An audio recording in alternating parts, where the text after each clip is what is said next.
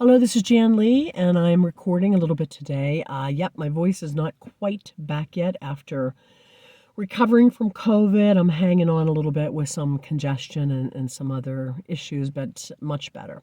So it might be a little bit off, but I wanted to record briefly, just do a little quick recording to check in with everybody.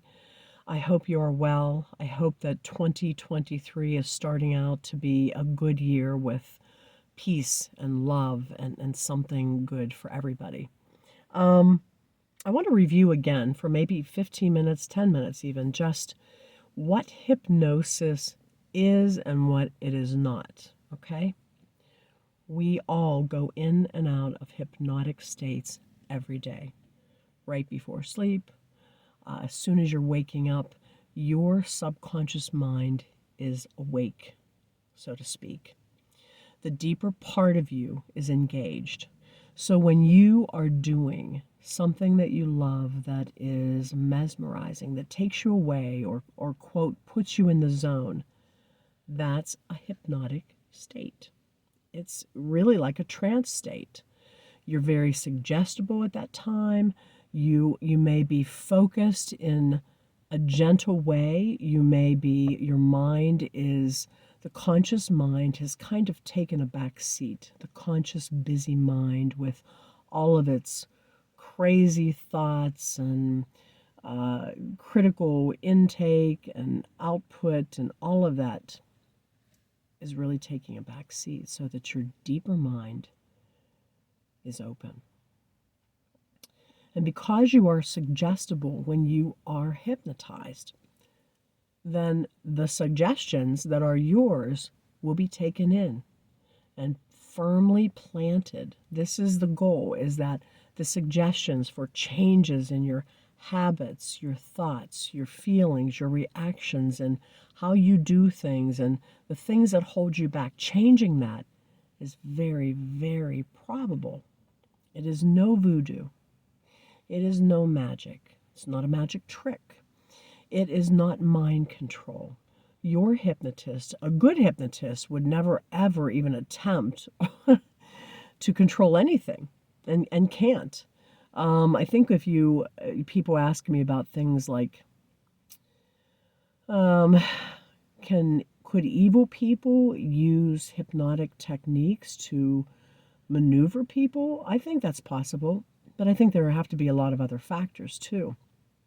I mean, if you were in a situation where you were neglected or isolated or starved and tortured and you were being mesmerized by something over and over, could that be? I think that could be. But let's talk about finding a hypnotist and researching and knowing this is a good person and knowing that the goal is to help you. And the goal too is, as a hypnotist, is to do what we love and also to make a living with it. I definitely want to make a living doing this. This is all that I'm doing now. My psychiatric nursing career seems to be fizzling out. I'm really no longer able to get on an active psych unit and feel comfortable with that. And remote work, I've applied many, many places, and that's just not happening. So this is what I'm doing. Hypnosis. I love it.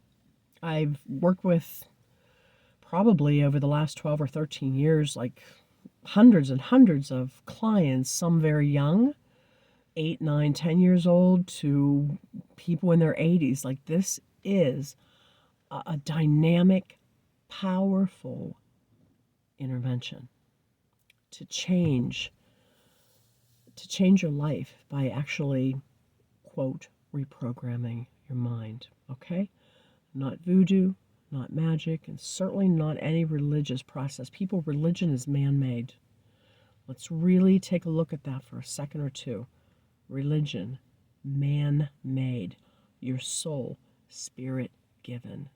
Okay? So, and this has nothing to do with religion, man-made ideology. Could it be a spiritual process? Yes, I think it could be, for sure. And it's certainly not, I think I went through voodoo, mind control, magic, religious process. Yeah, it's none of those things. No, it's not. What it is?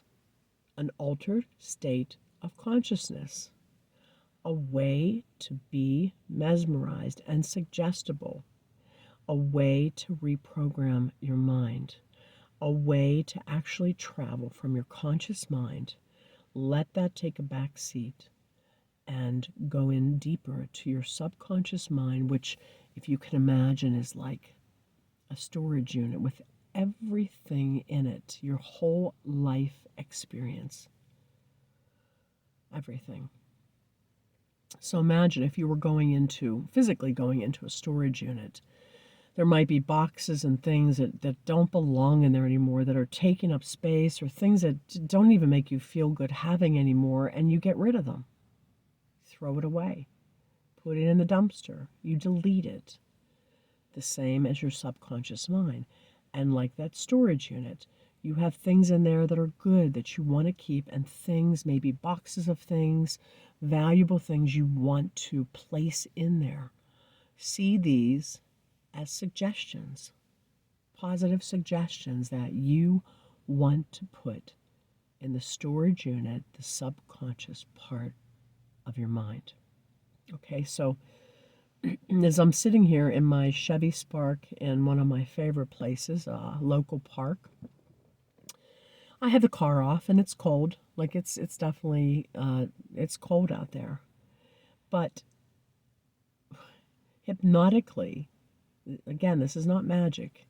Hypnotically, I can really make my mind go to a place where I've been near the ocean at 65 or 70 degrees with that beautiful warm breeze blowing in and the waves coming in. I can hear it all, see it all. I can almost have an idea of how it smells, the aroma of that, the salt air. I can hear the seagulls. I can maybe even hear a breeze, the breeze in the foliage around me, or sea oats, or I can feel the sand, my bare feet, that luxurious velvety sand as I walk through towards the water's edge.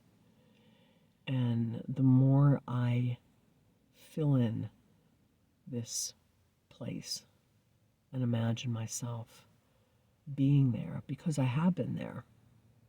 And if it's a place that I haven't been, I can certainly imagine it enough that I can almost believe in my mind that I'm there. So once I fill in those details and I make that very vivid in my mind, I don't feel cold in the car. I can almost feel as if I would feel how I would feel being at the ocean.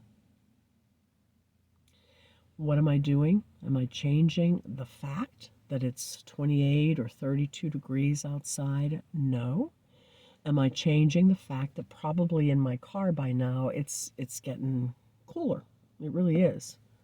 No.